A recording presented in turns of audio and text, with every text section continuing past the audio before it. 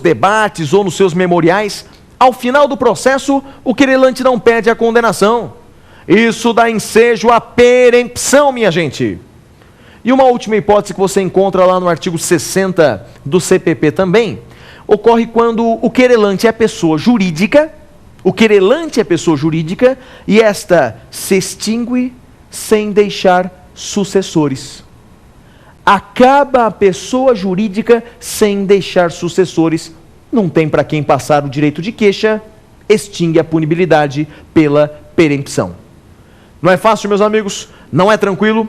Portanto, isso é perempção. Complemente o programa de hoje com a leitura do artigo 60 do Código de Processo Penal. Tudo bem? Não é fácil? Vamos então agora à segunda pergunta? Vamos a ela então.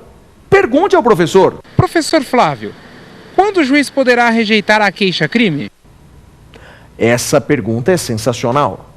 Quando o juiz poderá rejeitar a queixa-crime? Bem, meus amigos, basicamente as hipóteses estão lá no Código de Processo Penal. Estão no artigo 395 do CPP. As hipóteses de rejeição da denúncia e da queixa. Cuidado, muito cuidado. Isso mudou em agosto de 2008. Até agosto de 2008, tínhamos o artigo 43 do Código de Processo Penal. E lá nós encontrávamos as hipóteses de rejeição da denúncia e queixa. Agora mudou. Desde agosto de 2008, com o advento de novas leis processuais penais, as hipóteses de rejeição da denúncia e queixa estão hoje no artigo 395. E quais são elas? Vamos lá? Quando o juiz pode rejeitar a queixa? Primeira hipótese, inépcia da queixa, inépcia da petição inicial. Copiamos o Código de Processo Civil com essa expressão inépcia. Então, se aquela queixa-crime ela for inepta, não preencher os requisitos legais, o juiz rejeita. Primeira hipótese. Segunda hipótese, falta de condição da ação. Falta de condição da ação. Imagine, por exemplo, que a parte que ofereceu a queixa-crime é a parte ilegítima. Vamos imaginar que não é ação penal privada. O juiz vai rejeitar aquela queixa. Terceira hipótese, falta de pressuposto processual. Imagine, por exemplo, que não tem um pressuposto processual como a competência. O juiz não é competente para julgar aquele crime, ele vai rejeitar a queixa alegando falta de pressuposto processual. E última hipótese, meus amigos, de rejeição da queixa é a falta de justa causa. O que significa isso? Falta de justa causa. É a falta de um mínimo probatório. Explico melhor para vocês. Para uma pessoa ser processada criminalmente, é necessário que haja provas. Lembre-se disso. Ninguém pode ser processado criminalmente sem provas. Ninguém pode ser processado sem provas. Então, se alguém oferece uma queixa-crime sem quaisquer provas, o juiz deve rejeitar aquela queixa, sob o argumento de que falta justa causa. Tudo bem? Deu para entender? As hipóteses de rejeição da denúncia ou queixa estão todas lá no artigo 395 do CPP. Então, inépcia da queixa, inépcia da inicial, falta de pressuposto processual, falta de condição da ação e falta de justa causa. Tudo bem? Temos até, caso você queira memorizar isso, temos até uma pequena musiquinha. Temos uma música que nós fizemos, uma versão de Help dos Beatles. Pode ser encontrada aí gratuitamente na internet. As minhas músicas, você gratuitamente consegue ouvi-las na internet. Fizemos uma versão de Help dos Beatles. E na primeira estrofe dessa pequena canção, temos lá as hipóteses de rejeição da denúncia. Vou mostrar para vocês uma palhinha. Vou dar uma palhinha. Funciona assim, ó. Há temas importantes de processo penal.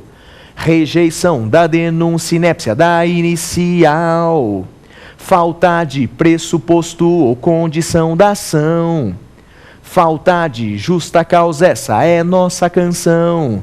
Domingo eu vou passar na OAB. O refrão é motivacional, né? Então na internet você consegue ouvir essa nossa pequena canção. É o artigo 395 do CPP. Tudo bem? Vamos à terceira pergunta do programa de hoje. Vamos a ela. Pergunte ao professor. Professor Flávio, quais são os requisitos da queixa-crime? Os requisitos da queixa-crime. Os requisitos da queixa-crime estão no artigo 41 do Código de Processo Penal. Esses requisitos eles não se alteraram com as novas leis processuais. Está lá desde 1941. E quais são os requisitos da queixa-crime? Primeiro, exposição minuciosa dos fatos. O querelante tem que descrever minuciosamente os fatos. Se forem corréus, deve dizer qual foi a conduta de cada um deles. Descrição minuciosa dos fatos. Segundo requisito, tem que ter a qualificação do acusado. Se você não tiver a qualificação do acusado inteira, basta os seus sinais característicos. A identificação de outra maneira, se você não tem o nome, RG, CPF, profissão, endereço, etc., pode ser através de outros meios, através de suas características físicas, mas que o identifiquem. Portanto, até agora 2 requisitos, hein? Exposição minuciosa dos fatos, qualificação do acusado, classificação do crime.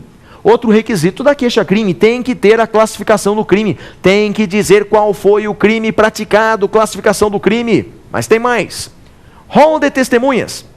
É ali na queixa-crime que o querelante deve arrolar as suas testemunhas. Aí o número de testemunhas vai variar de acordo com o rito processual, mas é ali que ele arrola suas testemunhas. E uma última coisa, hein? Com relação à ação penal privada, outro requisito indispensável é a procuração. Procuração com poderes especiais. Então o querelante deverá ir contratar um advogado, e aí a esse advogado deve dar a ele procuração com poderes especiais. Tudo isso você encontra no Código de Processo Penal. Tudo bem? Vamos então à 4ª pergunta do programa de hoje. Vamos a ela? Vamos lá então. Pergunte ao professor. Professor Flávio, quais as diferenças entre renúncia e perdão do ofendido? Renúncia e perdão do ofendido. Essas são 2 causas de extinção da punibilidade também, como a perempção. E elas têm algumas semelhanças e algumas diferenças. A primeira semelhança entre renúncia e perdão do ofendido é que são 2 causas que foram criadas para ação penal privada também, tanto a renúncia quanto o perdão do ofendido. Mas quais as diferenças? Primeira diferença, a renúncia, ela acontece antes da queixa-crime. A renúncia, ela acontece antes da queixa, ao passo que o perdão do ofendido acontece depois da queixa, ou seja, durante o processo. Então veja aí a primeira diferença. Renúncia acontece antes da queixa, perdão do ofendido acontece depois da queixa, durante o processo. Segunda diferença entre renúncia e perdão do ofendido. A renúncia é unilateral. A renúncia é unilateral, ou seja, ela não precisa de aceitação do criminoso.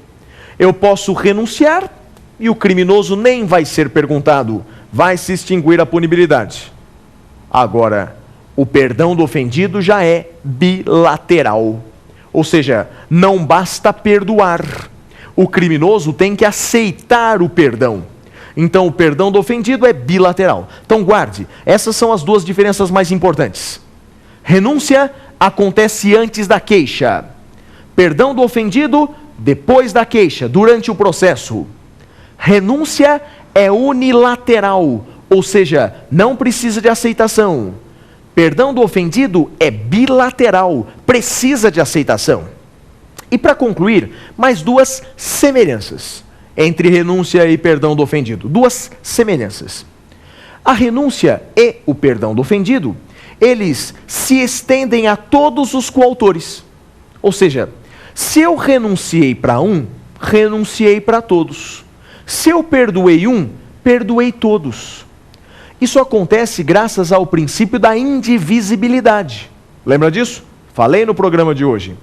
Indivisibilidade é aquele princípio segundo o qual ou você processa todos ou não processa ninguém. Portanto, tanto a renúncia quanto o perdão do ofendido, eles se estendem a todos os coautores, todos aqueles que estão sendo processados pela prática daquele crime. E por fim, uma última semelhança, tanto a renúncia quanto o perdão do ofendido podem ser expressos ou tácitos. expresso quando a vítima manifesta expressamente o seu desejo,